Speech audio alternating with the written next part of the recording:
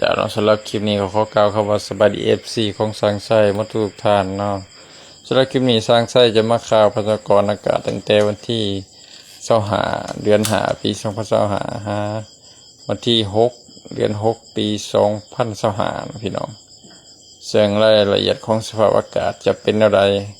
ก็ติดตามไปนำกันนะพี่น้องสาเหตุที่สร้างไส้รายงาน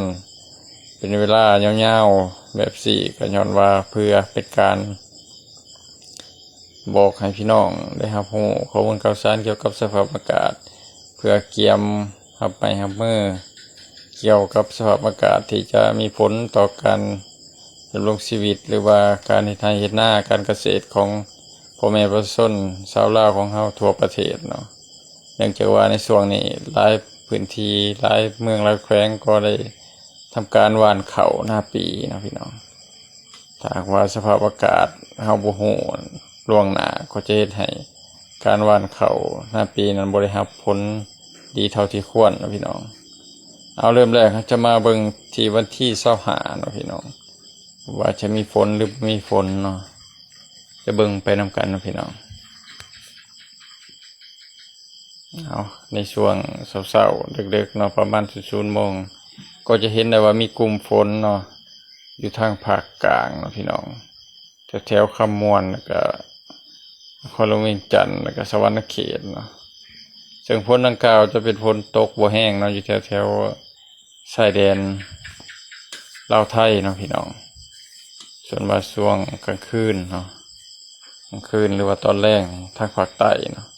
ก็จะมีโอกาสฝนสามารถตกได้เนาะพี่น้องคือ4แขวงภาคใต้สารวัตรเสกกองจะประสากตะปือนะประมาณนี้นะพี่น้องส่วนว่าวันที่26เนาะที่26นี่ก็ช่วงเช้าๆจะบ่ค่อยมีฝนนะพี่น้องตอนเช้าๆเที่ยงบ่ค่อยมีฝนส่วนใหญ่ฝนจะตกตอนบ่ายนะพี่น้องตอนบ่ายนี่ก็ท้องฟ้าจะมืดครึ้มในเล็กน้อยมีฝนตกกระจายทั่วประเทศนะพี่น้องแต่ว่าเป็นฝนในระดับคอยเนาะประมาณว่าฝนไหลแบะนะพี่น้องส่วนว่ากลางคืนเนาะดึกๆนี่มีโอกาสฝนตกแห้งอยู่ทางสระบุรีนครหลวงเวียงจันทร์แล้วก็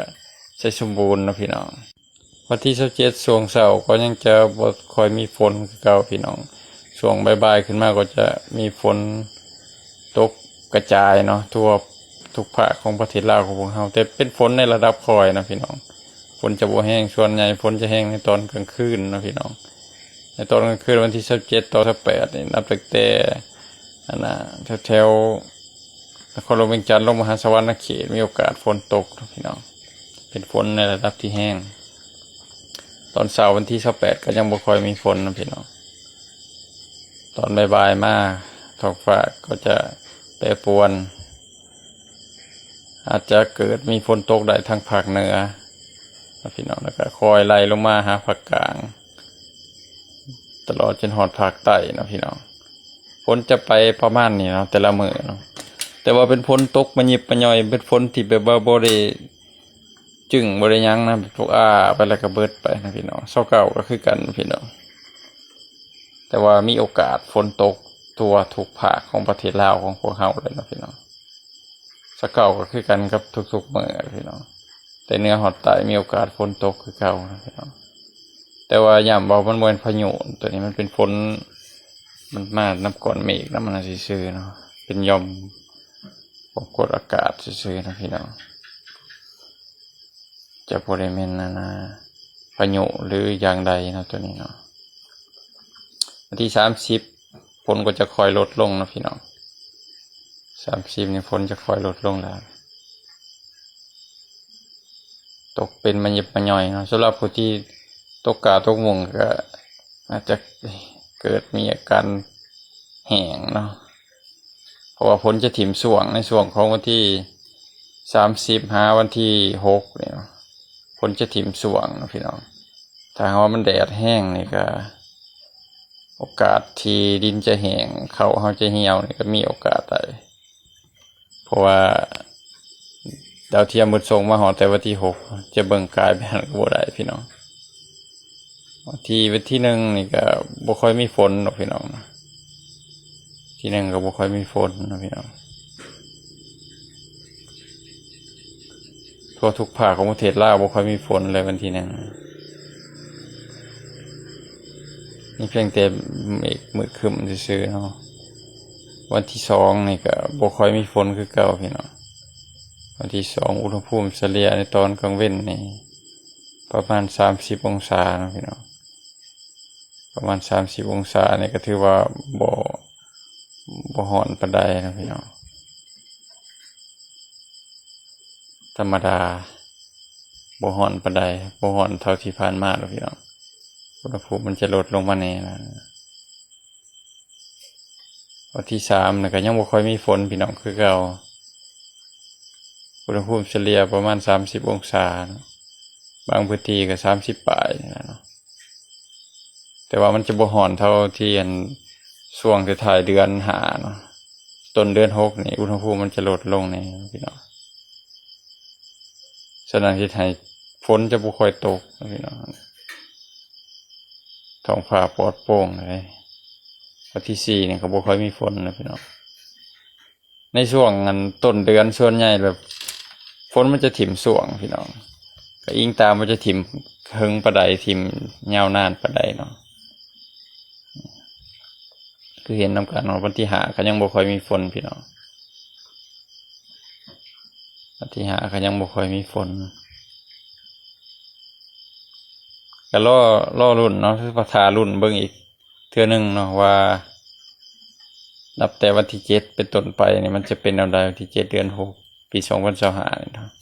อันนี้ช่างไส้กับพยากรณ์ของแต่วันที่6เนาะเดือน6ปี2025เนาะสรุปก็คือว่าตั้งแต่วันที่25หาวันที่31มีโอกาสฝนตกเป็นบางพื้นที่เนาะ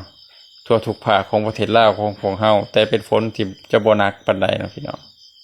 จะบ่หนักปานใดแล้วก็จะบ่หึงปานใดเนาะฝน